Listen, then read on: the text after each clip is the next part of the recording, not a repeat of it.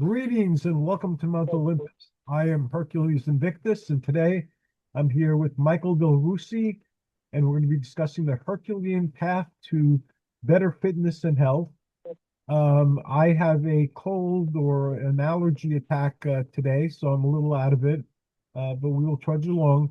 As a reminder, Michael and I are health enthusiasts who are very focused on health. We're not doctors, we're not health professionals, and in this show, we're like gym buddies sharing what our discoveries are, what our experiences are, and we're opening up the conversation to you, our listeners. So hopefully the information you feel is helpful, and we'd love to hear what you're doing on your journey.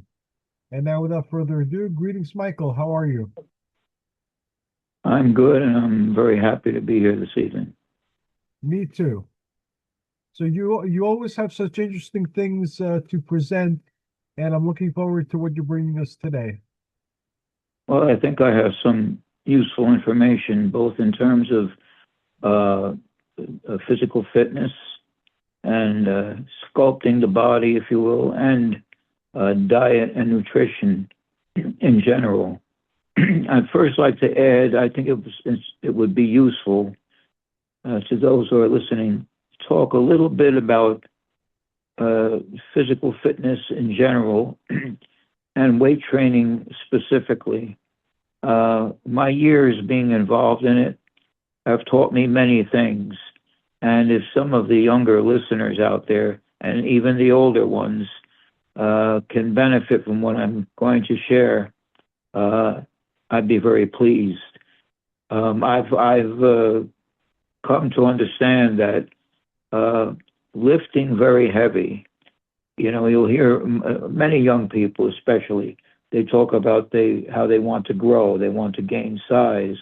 And I think it would be useful to change our perspective a little bit on that. If I knew in my 30s and late 20s what I know now, I would have perhaps taken a different path. But I'd just like to share my inspirations, if you will, what I think, how I think training, weightlifting, weight training, weight bearing movements should be implemented regardless of age, regardless of age. For the first being that if you're not entering a bodybuilding contest, if entering competitions, specifically in the bodybuilding arena, is not your goal, I don't think gaining size should be the primary motive in utilizing weight training systems. I really believe that whether you're in your 20s, your 30s, 40s, I think training with moderate weights is the preferable way to go all around. It's better for your joints, better for your overall. You will build muscle, and you'll be less risk of injury, of joint damage, of spinal abnormalities, which won't affect you in the immediate, but down the road, you will probably begin to discover some of these things. So I think that looking back and some of the early champions, and we know who many of them were, and they all trained in the late 40s and throughout the decade of the 50s and even the 60s to gain muscle. It was taught by most trainers and enthusiasts, you need to work for size. You need to go, work toward heavier weight, which will in turn create size, will in turn will increase intensity, and thereby building the physique that you're seeking. I personally feel that that's a mistake. Regardless of what your goal, if you're not training specifically for pro bodybuilding or even natural bodybuilding for that matter, I think utilizing moderate weights is the way to go throughout your training experience.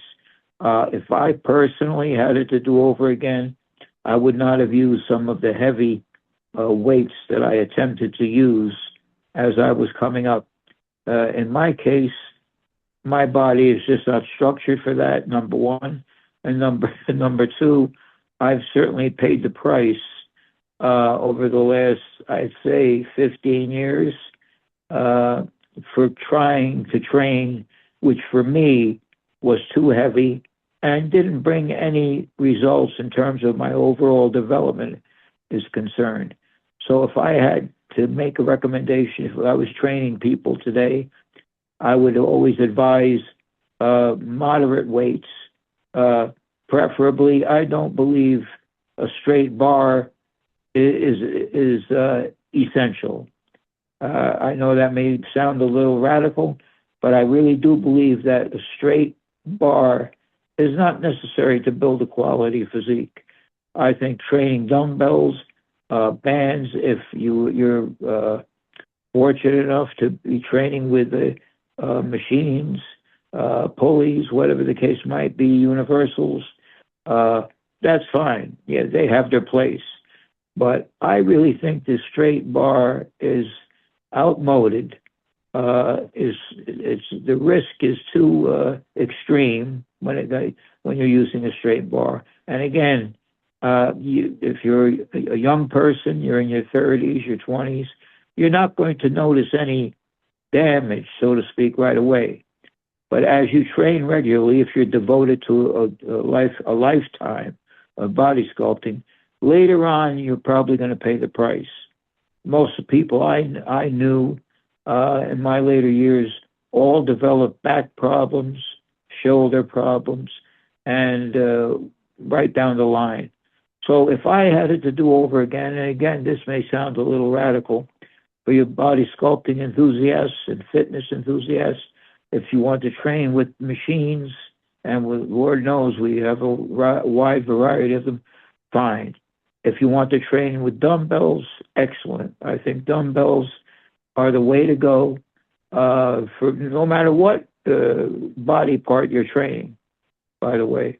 And I think you down the road in your training experience, you will avoid many of the injuries that I know I myself have created, and some of my friends have also, unfortunately, been subject to. So, number one, I would say ditch the straight bar, focus on dumbbell training, bands, whatever machines or equipment you'd like to utilize if you're training in a gym. I think that's great, but I would train sensibly. I mean, training sensibly means doing what you can to avoid injury, and I think training with dumbbells and bands, and of course, you want to add some cardio in there.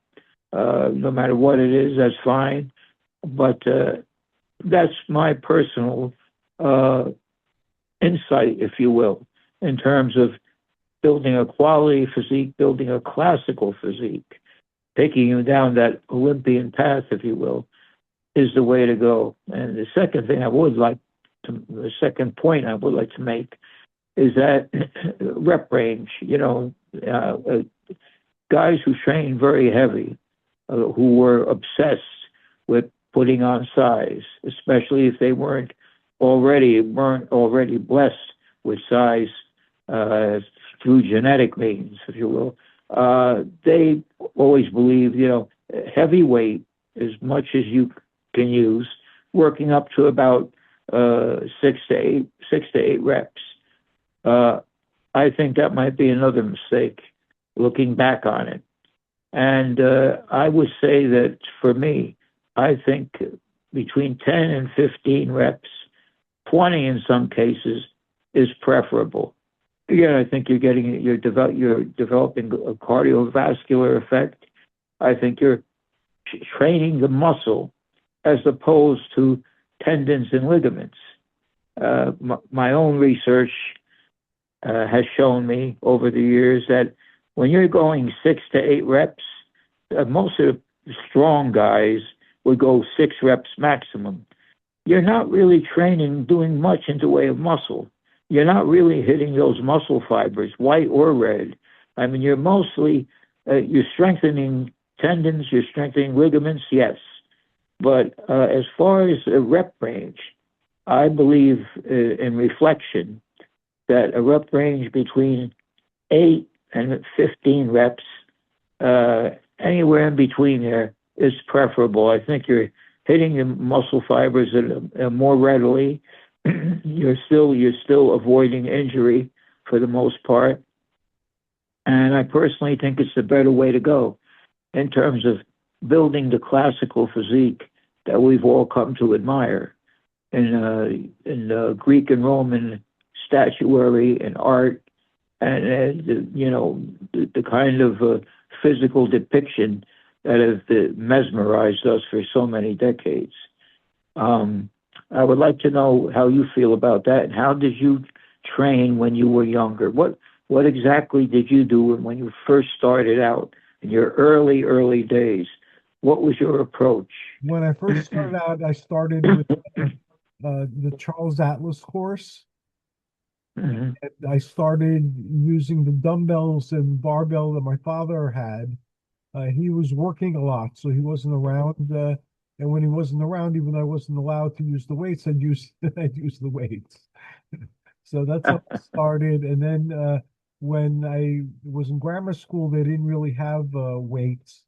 But when I went to high school, they had weights. So in high school, I started lifting with heavier poundages, and I believe the direction to go heavy and to do low reps and so on if you wanted size. So I did my best with that. And my goal was always the physique of the statues, the physique of the Peplum films. So I always had that in my mind. One of the things I believe that we strayed from is that classic physique, the physical culture physique, as they used to call it. And now we're going for something that surpasses human in its shape. But we've talked about that in the past. I also, like you, learned a lesson and paid a very steep price for the heavy weightlifting I did. Even though I had no desire to enter contests, I still lifted weights as heavy as I can. And now I have arthritis in the spine. And Mm-hmm. so I'm in constant pain to some degree or another. So I believe, again, I'm not a doctor, but I believe that a lot of really heavy exercises I did finally caught up with me. Well, I agree with you. And, going back and reading some of the material that the early trainers of the early period, 50s, 60s, they all subscribe to more or less heavy training. I think maybe there may be a few exceptions. Maybe Vince Gironda, reading some of his material. Frank Zane attempted to train heavy at various periods in his career, and if you read his bio now, he paid the price for it more than one occasion. And he fortunately he manipulated his training system, and it served him better. Higher reps, mostly dumbbells and machines and calisthenics. He definitely was wise to see what was happening to his body. So he still suffered a number of injuries, but he's one of the few that I know of that outwardly trained that way. Then you had people like Mike Menser, and Menser was a believer mostly in heavy weights and extreme. You might start out with one set with high reps, and then your next set. He only believed in like doing just like 2 sets per body part. So you might start out with one set, as he would call that a warm up. Then the next set you go as heavy as you possibly can, and that would be it. He believed in 2 or 3 sets at the most. That's what he claimed anyway. I don't know. Menser had a nice physique. I was never that attracted that much in terms of attracted to his look, but he did build impressive muscle density and size. But again, I wouldn't subscribe to his theory of training. He called it HIT training, and of course, you can do HIT training with lighter weights. You Right. don't have to use these very heavy weights that people like he were advising on a regular basis. So I would say that the straight bar has done more harm than it has good. I know that again. That's radical. It probably sounds radical to some bodybuilders coming up today, but I do believe that dumbbells and moderate to higher reps are definitely the way to go. You'll build a quality physique with the kind of detail you're seeking. And if you're not in pro bodybuilding, and God knows I'm not sure what they're doing today based on what I'm seeing, I don't know. The looks that they are achieving is not only unattractive, it's totally beyond anything we've ever been familiar with. So I don't know what to say about. I mean, I respect the work that they do, but I personally, it's not computing with me because they all look like they just walked out of a spaceship. So I'm not sure Or comic. what they're doing. Yeah, comic strip, right? So it's and unfortunately, I just read, I believe it was yesterday, on the internet, another bodybuilder, I think he was in his late 30s, passed away. He was a pro bodybuilder, not very famous, but it's shocking how many up and coming bodybuilders, some female, by the way, that we have lost since 2024, right through 2025. There have been so many that have died, and you have to question what's happening here, because I certainly don't remember that happening in the 50s and 60s. So if you combine that with the look that they're achieving, you have to go back to whatever pharmaceuticals that they're utilizing is highly risky and not doing anyone any good, least of all the athlete themselves. So, but they're willing to take the risk. So, it's an adult choice, it's a personal choice, and all we can do as enthusiasts for so many years is express our opinion.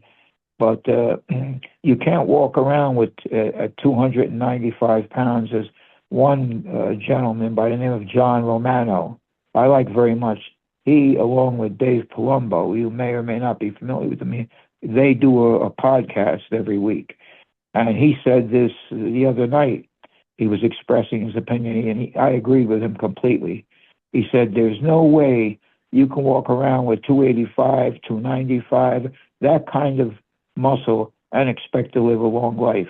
He said, there's no way. He said, you've got to be lighter, especially as you get older. And I agree with him completely. Unfortunately, the judges these days, I guess I'll have to point out the IFBB is still the largest organization. They're evidently discouraging that kind of training, and they're just rewarding them bigger and bigger and bigger. And so that's what's happening here. I don't think it's a healthy environment, and it's very unfortunate what's happening back. I don't remember. I'm 73, and I don't remember bodybuilders that age passing away as frequently as they have in just the last 2 or 3 years. I don't ever remember that happening. So something's going on out there. And I agree with you. As I've gotten older, I use lighter weights, higher reps. I usually go for 12 reps because of the 12 Olympians in honor of them. But I go up to 12 reps, and then I go beyond it, and I adjust the range. I start with lighter weights, and every set I increase the poundage. I have ankle wrist weights, and I have dumbbells, and I have kettlebells, and I have things like the lower back track and the X3. The X3 I Mhm. can't use that much anymore because my neuropathy and my balance have become very bad. So All right. the X3, And the what is the X3 exactly? it's a bar that's bent a certain way that uses cable Hmm. and it uses a platform that you step on to keep Hmm. the tightness of the cables at certain, I guess, poundages. And you also double them in some cases for some exercises. But I can't balance anymore for long. So standing on a Hmm. platform and doing exercises other than curls and pull downs for the triceps, Hmm. which I can still do and maintain my balance. But some of the other like squats and so forth, I wouldn't be able to do without falling down. So I Right. exercise as much as I can, and I use other cables too. Sometimes I use them with the dumbbells and kettlebells. Sometimes I use them on their own. And I have easy back, the lower back tracks, which you had recommended. I use that a couple of times Hmm. for exercises.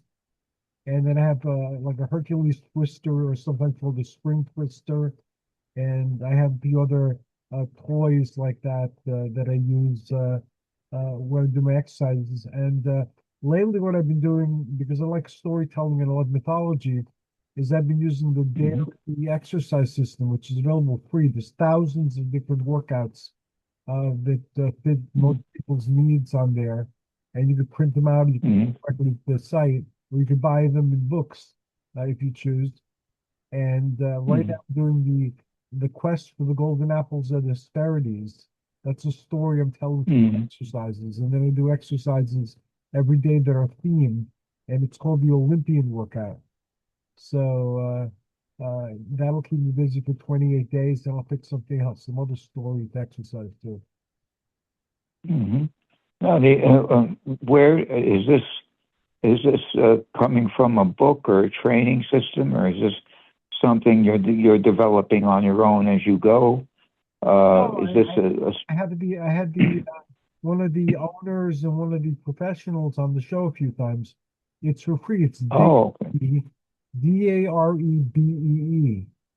And they have a lot of different workouts, and the workouts are themed. Like they have three different Hercules workouts. They have an Invictus workout that they put up recently. So I do a Hercules Invictus workout that uses those exercises. And then Hmm. they have like Cyclops and Chimera and Giant and all sorts of creatures. They have some of the gods. So you can take a myth and act out the myth through your exercise program. That sounds like fun. I'd like Yeah, to it does. try that myself. I finally That got sounds one interesting. done. A year or two ago. I had the belt of the Amazons, so that's the one I did. Now I'm doing the quest for the golden apples of the Hesperides. So you don't have to tell those stories. You tell any story you want. I've heard that people do like Lord of the Rings Hmm. adventures or video game adventures, where they're doing actual Hmm. exercises, based on the characters and situations of the exercise program. So I think it's a unique way of I'm certainly more invested in an unfolding story than I would be if I was just working out. Well, I'll tell you. You mentioned the apple. The only time I saw that depicted on film, let's see, I think it was Reg Park. Uh, I think Hercules: The Haunted World, I believe it was, and he was chasing the apple. Am I? Can you tell me that myth again? Sure. What was that called? Uh, it was either the 11th or the 12th labor, depending on who you choose to trust in your mythology numbering. So it's either the last or next to last labor. Some people put the getting Cerberus from the underworld before it. Some people put it after it. But it was toward the Hmm. end, and the apples were like going to paradise, where Cerberus was going to the underworld. So nobody knew Hmm. where this garden was, and it was a garden that was given to by Mother Earth to Hera and Zeus on their wedding, and it had these Hmm. magic apples, and the magic apples brought health and some even say immortality. The Norse gods and some of the Celtic gods had magic apple, golden apple gardens, and that's what they were for. In Greek mythology, it doesn't really focus on that, but it does state it or infer it. And these apples were guarded by three nymphs who were daughters of Atlas, and also 100 Hmm. dragon. And the 100-headed dragon was named Laban, and every head spoke differently. So my Laban labor is trying to wend my way through the different experts, like how much protein do I need? There's no agreement anyway. Hmm. What vitamins exactly what I have? Again, there's a lot of people with a lot of opinions, some of whom I trust more than others, some of whom I Hmm. experiment with, and some whom I keep away from it. But that's my 100-headed dragon to me. All the heads are talking, saying different things, and you have to figure out how to get through all that and get the golden apple for yourself. So Hercules didn't know how to get there. He went to the Oracle of Delphi. They wouldn't tell him. He found some local nymphs. They wouldn't tell him, but they told him to talk to the shape-shifting Proteus, who was the old man of the sea. So Proteus tried Yes, to grab Proteus. so Hercules had to look for Hmm. Proteus and find him. And then the trick to Proteus in defeating him, because Hercules had fought with other shapeshifters, is don't let go. So Hmm. turn to different animals, they can turn to monsters, they can turn to water, they can turn to fire, whatever they just hold on until you tire them out with their transformations. So that happened, and Proteus said he couldn't tell him, but he suggested he speak to Prometheus. So Hercules I see. looked for Prometheus, and Prometheus was in the Caucasus Mountains chained to a rock. And every day, a giant bird, and again, depending on who you read, it was either a giant vulture, a giant eagle, or a mechanical eagle, or Zeus Hmm. would chew on his liver all day until he ate it, and then go away. And at night, the liver would grow back. And then the next day, the bird would be there to eat the liver again. So that was his punishment for giving mankind fire, the gift of fire. Hmm. So I don't. Hercules, The only film I think Proteus was he was depicted briefly in yes, Hercules and the Captive Women. Am I right? you're right. That island with the young lady who was melting into the rocks, where he fought that guy who could turn into an iguana and a bunch of different things. Yeah, that was part. Yes. They took it from that story. So Prometheus, Yeah. uh, Hercules killed the eagle or the vulture or the Zeus's eagle or the mechanical eagle or whatever it was eventually, and freed Prometheus. And Zeus had Uh-huh. there for giving humanity Hmm. fire. So there was the question, Hmm. how would Zeus take it that Prometheus was freed from his punishment? But it Hmm. turns out that there was a prophecy that Hercules would free Prometheus. So Zeus allowed it to happen. So Prometheus told Hmm. to speak to his brother Atlas, who's holding up the heavens. And Atlas, Hmm. his daughters are the Hesperides who guarded the golden apples in the garden. So I see. So he told him where to find Atlas. So he found Atlas, and Atlas advised him against doing it because he was mortal or half mortal, so he couldn't enter the garden. Only immortals could enter the garden. So he offered to go get the apples for Hercules if Hercules will hold up the sky. Hmm. According to some accounts, Hercules did that. According to other accounts, Hercules said no. But anyway, the most popular account was Hercules did that, so he's holding up the heavens, and it was the most difficult thing he'd ever done. Atlas did finally come back, but Atlas didn't want to hold up the sky anymore. So he told Hercules, "Well, I think I'll drop these off for you. Where do you want them dropped off? And then I'll come back." So Hercules didn't believe him because he tricked him into holding up the sky. So Hercules tricked him back and said, "Okay, that sounds fair, but can you hold the sky up a little while? I want to adjust my lion skin so that my shoulders don't shake with the weight of the skies." So Atlas said yes, and Hercules um, gave him a bird in the sky and then took the apples and left. The other account, so that Hercules went there and dealt with the dragon himself because he had the hydrovenom arrows. So he shot the dragon. Mm-hmm. The dragon was too powerful to kill, but it put the dragon to sleep, and he was able to take the apples himself. So again, depending on who you believe. And then he brought them to Mycenae or Tyrians, where the palace of his cousin the king were, and he finished that labor. Mm-hmm. And even though the apples were said to be returned to Hera's temple, they caused a lot of grief in the world. The apples were responsible for the defeat of Atalanta in a race. Because Meleager kept throwing the apples down on the ground, and she wanted to pick them up, so she lost the race and had to marry him. She was a huntress who was an Argonaut, and she didn't want to get married. And then the apples also caused the Trojan War because Eris wasn't invited to a wedding. So she took one of the apples and wrote on it Callisti, to the fairest, and threw it among the goddesses at a wedding and of Peleus and Thetis, I believe. And she threw it at the feet of the goddesses. So Hera thought she was the fairest, Athena thought she was the fairest, and Aphrodite thought she was the fairest. So Zeus didn't want to touch us with a 10-foot pole, so he asked a shepherd named Paris to make the decision.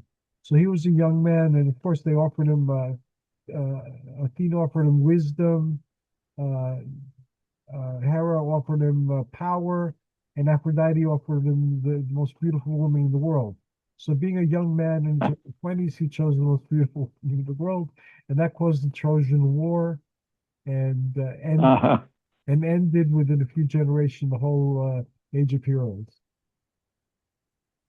That's fascinating. It's remarkable to me how there's so many aspects of these myths that we can find, notwithstanding whether it be good or bad, or in whatever the case might be, the integrity or lack of characters involved, how they can just inspire us living today in this world by learning about all of these different stories and these different adventures and everything, what each god, what each character represented in their own activities and their relationship not only with man, mortals, but with their relationship with each other. There's so much to learn there. There's so much to glean from these various myths. It's really fascinating.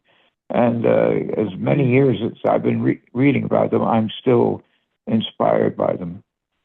Me too. That's why I'm exercising with them now. I also bless people every day by the gods and their planetary guises. Mm-hmm. The Babylonians were the first to come up with the gods and the planets being the same thing. By the time of Plato's Academy, that became the practice in Greece. And they actually have letters between different philosophers arguing for which god should have which day. So Tuesday was eventually dedicated to Mars or Aries. Hercules was running for that. So the day might have been dedicated to him if the arguments went another way. But then Hercules, because he did the labors which are equated with the zodiac, came to be associated with the sun. So he became one of the solar avatars. So that's why I have Hercules as the sun, Athena as the moon, Tuesday Aries and Mars, Wednesday Hermes, who's also Mercury, Thursday Zeus, who's also Jupiter, Friday I have Aphrodite, who's also Venus, the planet, and Saturday is Saturn's day. So that's Saturn, who's Kronos in Greek. So each god has a planet, and each planet has a day. And the days associated with their astrological meanings and stories. So every day is a holiday, which I like. I like to celebrate every day as a holiday. I like that as well. It's very inspiring for those, especially those interested in the whole world of statuary and physical culture emanating from the Greeks specifically. We know that the Romans were great warriors in themselves. I mean, but the Romans copied virtually everything in that area. They renamed a lot of the, as you know, they renamed most of the gods. Yes. I don't know why, for instance, or even if I'm curious as to why they renamed Zeus Jupiter. Do you have any idea why why Sure. they did? The stories are remarkably similar around the Mediterranean Sea, and even further, like with the Black Sea and the Caspian Sea and the Ionian Sea and the Aegean Sea. There were culture there, and they had similar stories. So it's like a lot of people I see. the comparisons, the flood of Zeus and the flood of Hmm. the God of the Bible to destroy humanity. Hmm. There's been a lot of comparisons between Hercules and Gilgamesh and so forth. So there were these stories, and people moved from kingdom to kingdom, place to place. Greece before Rome migrated to Italy for a great deal. There were a lot of Greek settlements, and for a while, Italy was even called Magna Graecia, Greater Greece. And some Greek Huh. people, like the Lemnians, I'm a Lemnian Greek, were closely connected Hmm. to the Trojans and to the Etruscans, or the Right. Etruscans, or Tuscany, as it's called today. So there were different variants of these myths. Like in Tuscany, there are representations on plates that show Hercules and Athena are married, and Ares is their eldest son, and he's not the villain that he is in Greek mythology. He's a heroic son, because the Romans and the Italians thought differently about war than the Greeks. So there's That's interesting. and uh, even the playwrights, they were different. These stories weren't orthodox stories. They were stories that a lot of people told differently. So what you believe, Hmm. you, and they didn't really force belief there. So if you wanted to believe the gods were nothing but stories that are a part of your cultural heritage, that's fine. If you wanted to believe that they were full of philosophical or human truths and insights, if you wanted to believe that, that's fine. If you wanted to believe that they were Hmm. actually on top of Mount Olympus, like in the stories, and that they did the things they did, that's fine. You could understand the gods, and you could celebrate the gods any way you wanted. That's wonderful, and especially since physical culture was such a dominant aspect of the Greek civilization as a whole. Well, that was part of it. It makes it even more interesting to those of us who want to pursue uh, physical culture and see how we can sculpt our own physique and improve our own athletic prowess, if you will. But I mean, the Greeks they adhere to a holistic balance, I think, of mind, body, and spirit. I mean, they were right on the cusp of that thinking. There was an emphasis on fitness, even a balanced diet. And we know that how healthy that diet can be all over the world. I mean, studies have shown consistently that that ranks as one of the more healthy diets in terms of preventing illness and longevity. Right. But they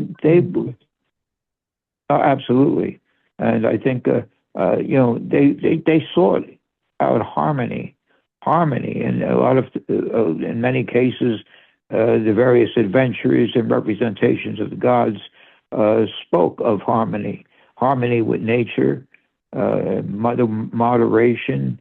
Of course, we know Hippocrates. Oh, he said, "Let food be thy medicine." And I think even Aristotle and, if I'm not mistaken, I think even Socrates both emphasize sports and exercise in terms of arriving at a complete balance of health and well-being. And then if I recall correctly, I read the story of Milo, the strong man. He would Milo, carry a calf. of Yes, course, he would carry a calf every day. Is that not true?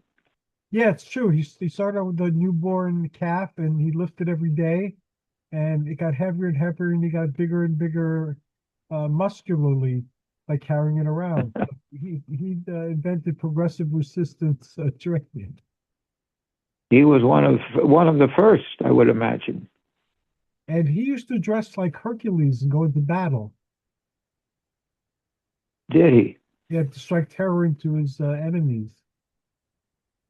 Now, well, well, I read that even Socrates made a statement. He said, and it was an interesting statement. I read this last month. I was reading, and he said that it's a shame for a man to grow old without seeing the beauty and strength of which his body is capable. I believe that's the quote. That's a quote attributed to Socrates. So even he saw the benefit and the what it added to one's life in terms of engaging in some kind of physical system of exercise, and I thought that was interesting. Yeah, But and I it was Mhm. quoted extensively in Xenophon's book called Memorabilia, which Mhm. dealt with what do you do with your life? What's the best way to live? And they have the story of Hercules making a choice at the crossroads as to whether to pursue kakia or arete, which is usually translated virtue and vice, but it doesn't really mean that. Mhm. Arete or read, as they call it in English, means being your personal best, embodying and expressing your highest ideals. And that Mhm. bodily too, physically. How can you be the ultimate human that you're capable of being? And kakia, it does mean vice, but it could also mean meanness of spirit. So, like if you're somebody Really. who always needs to find the hurtful thing to say or the negative thing to say, someone who manipulate other people, for their own benefit or so forth. So they had Hercules Mhm. have to choose at a crossroads which path would he take. Would he take the path of virtue or the path of vice? So he chooses the path of virtue, which is much more difficult, but eventually leads to immortality. Whereas the path of vice, even though it's a lot more fun and immediate, it leads to destruction. So the Stoics and the Cynics also had a lot to say about Hercules philosophically as well. It's and after I had read some of that, uh, I thought about the Greek environment as a whole and their emphasis on harmony in both mind, body, and spirit. And it made me turn to some research in terms of, and you hear this term a lot lately, and I don't think it's practiced as much as the mainstream media might claim that it is, but you'll hear the term functional medicine. And it started me really thinking hard about where we are at this present time. Functional medicine, I mean, we're fast forwarding from what the ancient Greeks tried to teach us in terms of harmony and systematic moving forward in mind, body, and spirit in a very systematic way. And then we fast forward to what we're calling today functional medicine. And that's a concept that chooses to identify and treat the root cause of disease by looking at the whole person, which means, genetics, environment, lifestyle, rather than just symptoms. I think this is a fascinating concept that is gaining in popularity amongst enthusiasts. I don't know how many physicians, if you will, are taking the whole concept of functional medicine serious. Uh, but the aim is for a more personalized, long-term uh, uh, viewpoint in terms of longevity and good health and avoiding progressive disease. So today, I mean, now of course we have supplements at our disposal, and thank God that we do, because I think they do so much good in so many ways. But there's also stress management and conventional treatments when needed. And okay, I call it intelligent medicine because there are times when let's face it, we do need drugs. 40% of which I think the last time I checked, 40% have a natural base anyway, which is interesting in itself. But it's combining everything. When you go to a physician that specializes in functional medicine, what they should do, or what they would do, hopefully, is look at the complete person. So you're looking at stress management, environment, supplementation, food naturally, and conventional treatment when needed. But it's moving beyond that isolated diagnosis, which I know when I was growing up, that's what you had. That's all you had. That's the only choice you had was, isolated diagnosis, not taking into account the holistic body, the holistic person. But here's the irony. The irony is, back thousands of years ago in ancient Greece, that was a priority.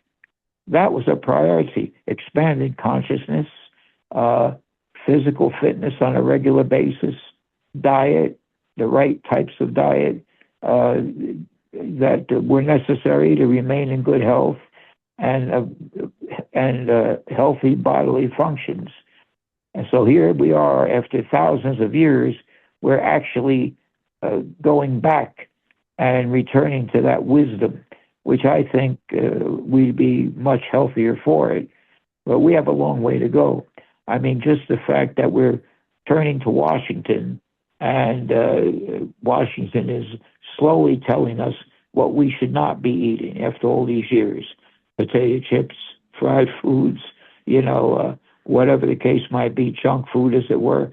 But look how many years it's taken, how many decades it's taken for Washington to take some of this seriously and say, yes, we need to start avoiding some of these foods. That doesn't mean never treating yourself. Yeah, But I that's diet very carefully, especially with the diabetes, because it could lead to blindness, it could lead to gangrene, it could lead to all sorts of things which I really don't want to experience. So I keep my sugar in certain levels. And yeah, I found that I can cheat if I plan to cheat ahead of time, and never go overboard. So when we have our monthly meeting, the metaphysics meeting that I hold, I have some chocolate wine. It tastes like yoo-hoo with alcohol. It doesn't sound very good, but I like it. And now other people like it, so it's become a traditional drink for the meeting. So I just plan to have it on that day, and it doesn't really affect my blood. And recently I had a few chocolate chip cookies, and it didn't affect my blood because I don't binge anymore.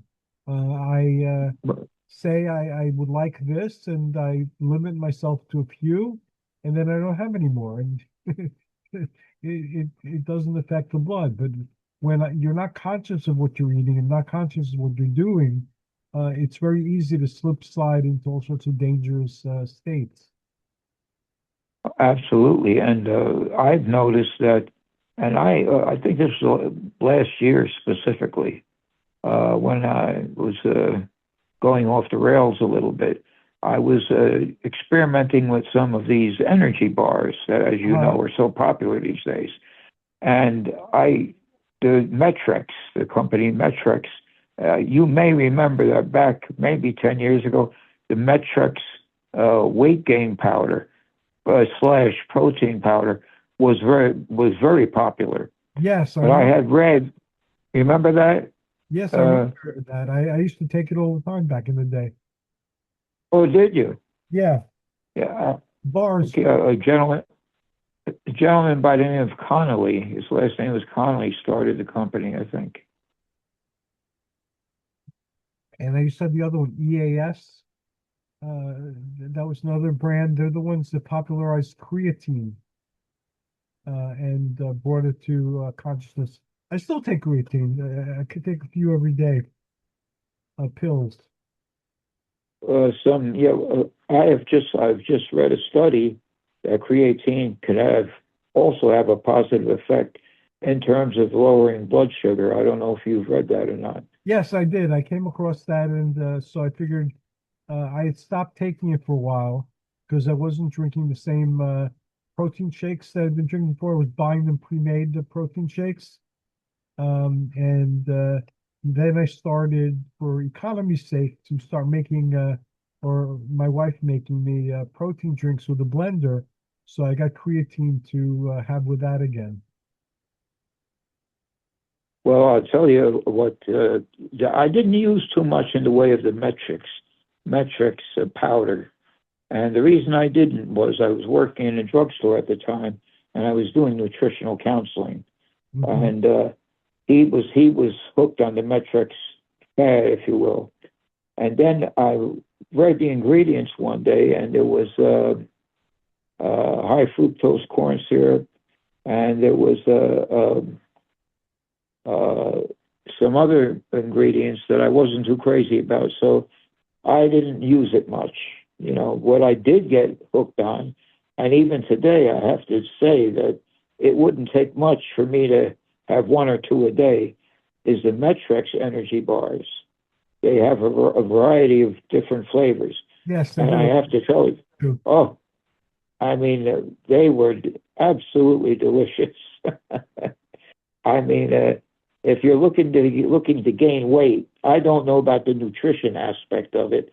Some of the ingredients are questionable, but they are very tasty. And last year I met. I used to love Mhm. protein bars, different brands, and they tasted good, and I used to like having them after my workout or before my workout. But then when I started really monitoring my sugar obsessively, because I wanted to minimize the effects of diabetes, I stopped taking because I noticed that they spiked my sugar. So, One nutritionist said, he said, be very cautious. He said, you might as well eat a candy bar, which I think there's some truth to that. He said, rather than, if you're going to consume these energy bars in excess, you might as well eat a candy bar. He said, because it's basically the same thing. You know, there may be a little bit more nutrition in there, but they're very fattening, obviously, and they don't spare the sugars either. I'm finding that I found a keto high protein cereal that doesn't spike my Hmm. sugar. So I looked at a lot of videos, and they say that with the keto products, be careful, because if you have it every now and then, or once or twice a day, then it won't do anything. But if you start having it more than that, it will really shoot up your sugar. So I'm trying to find Yeah, well, how much of it I could have I without shooting up my sugar. yeah, I believe that. I absolutely believe that. Well, what closed the door for me in terms of the metrics powder was that they had partially hydrogenated oils in them. And I remember sitting down with the manager of the store at the time and pointing that out to him. I said, "Look at this. That's partially hydrogenated oil in here. I mean, is that healthy? Is that really what we want?" You know, in fact, I couldn't believe it. And when one of the salesmen, he was a young man, he came in. The next time he came in, I pointed it out to him, and the manager of the store sat there with me, and he said, "No," he said, uh, that's just to firm up the chemistry, if you will, create a stabilization effect for everything else that was included in the powder." But that was it for me, because if I want partially hydrogenated oil, I would eat commercial peanut butter and the like, and we all know that that can have a deleterious effect on your cardiovascular system. So I wasn't too crazy about that. Yeah, I keep away from all those currently, and some of them have changed their ingredients to the better. Again, I don't keep track of it anymore, but I noticed one of the times I did look at things because I was there, that some of them seem to have improved their profiles considerably since the Mm. time before that I had looked. I'm right now with protein. There's only a small amount that I use. One is Owen, OWYN, which is a milk, I'm familiar with it. and the other What one, is that a whey? Is that a whey protein? whey. I can't have too much because it spikes my sugar, even if it's in great ingredients. So I don't have that much whey. I believe it's a plant protein, Owen. And then the Sun Warrior, which is another plant protein that has, I couldn't find any objectionable ingredients in it. And then also Jocko Milk, which is a milk protein that doesn't Hmm. set off all my milk problems and it doesn't spike my numbers or whatnot. So I check every now and then other brands, but they have things in there that I consider objectionable or I'd rather stay away from, like you were saying. Hmm. So I have those three, and those three keep me okay. And sometimes they have them pre-prepared containers or plastic bottles or whatever. And if they're on sale, I pick up some of those, and this way it saves my wife a lot of time using the blender. But there are still, and if I find something objectionable, I just stop it when it runs out, and then I just won't get it anymore. Well, that's what we're all about. You know, we research and experiment with these different products that individuals might benefit from in terms of their fitness programs, their overall health. I don't know if you've ever tried this. I've used it. In fact, I just finished a large container. Are you familiar with the carnivore? Carnivore beef. It's a beef protein isolate. It's completely fat-free, virtually no sugar, and it has all the amino acids naturally, and it's simply an isolate. They've isolated beef protein itself, and but left the fat out. I I don't know if you've ever tried. yes, Have you tried that? I have a beef protein isolate. I think it's a one of those brands that doesn't have like a company logo. It's just it sells you the stuff as it is. The profile Mhm. is good. I still have that, and I have also collagen peptide powder, both unflavored Right. and vanilla. I'm partial to vanilla, but every day I have something with either the collagen peptide or the beef isolate protein in it because I've had great success with those. Well, yeah, I think it's a step forward in terms of overall health and muscle quality, if you will. I think as we move forward, I think you're going to hear more and more about the positive research that's being done with commercial collagen peptides because I've noticed myself there has been a significant difference, I would say, in the stiffness of my legs. Obviously, is arthritis, osteoarthritis, and I could tell since I'm using collagen peptides. I would say that the stiffness has been just about cut in half at this point. And what I read a few weeks ago, which was interesting, and I haven't studied this lately, but they say that free radical activity, you know, and inflammation in our body can definitely take its effect on the collagen that is presently within our body, our skin, our face, uh, you know, your complexion is all affected by the deleterious effect that inflammation and what have you can have on your collagen. So free radicals, of course, are the main culprit. So I think it's good to hold that knowledge, hold on tight to that knowledge, and I believe that moving forward, we're going to find out even more benefits to supplying our bodies with some extra collagen on a daily basis, I think there is a long-term benefit to it, even as far as your internal organs are concerned. So until I find out otherwise, I'm in favor of supplementing with collagen peptides. Absolutely. As far as protein powders, I have found some, I would say, significant benefit. I feel stronger when I'm using carnivore. That, by the way, for anybody's interested, is manufactured by a company called Muscle Meds. And it hasn't been around that long, actually. But they've found a way they're not the only company. As soon as my current beef isolate protein starts running down, I'll look for it. And I think we're we're down to the last minute. I enjoyed this conversation, as I enjoy all the conversations, and I look forward to it continuing. We're going to be talking about new thought and manifestation on Sunday, so I'm looking forward to that. How can people reach you, and how can people order your books and your poetry?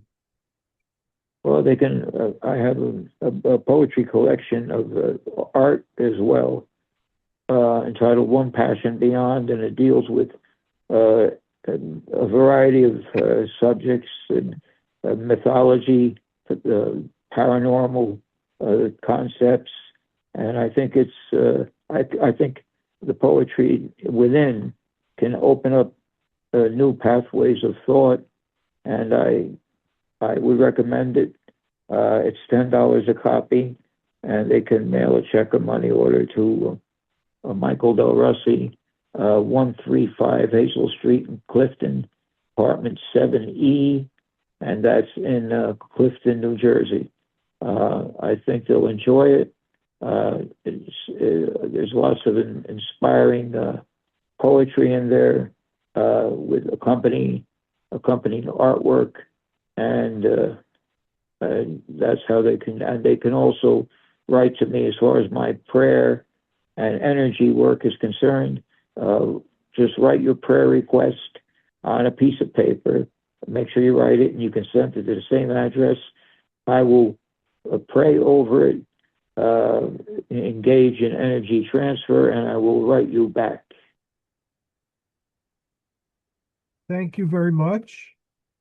I look forward to our next conversation, and I'm grateful for the time that we had to spend together today. And thanks to all who tuned in. Happy New Year to everybody. May this year bring you much joy, happiness, opportunity, and personal fulfillment. Until next time, this is us wishing you joyous journeys and amazing adventures. Good night, everybody. Good night.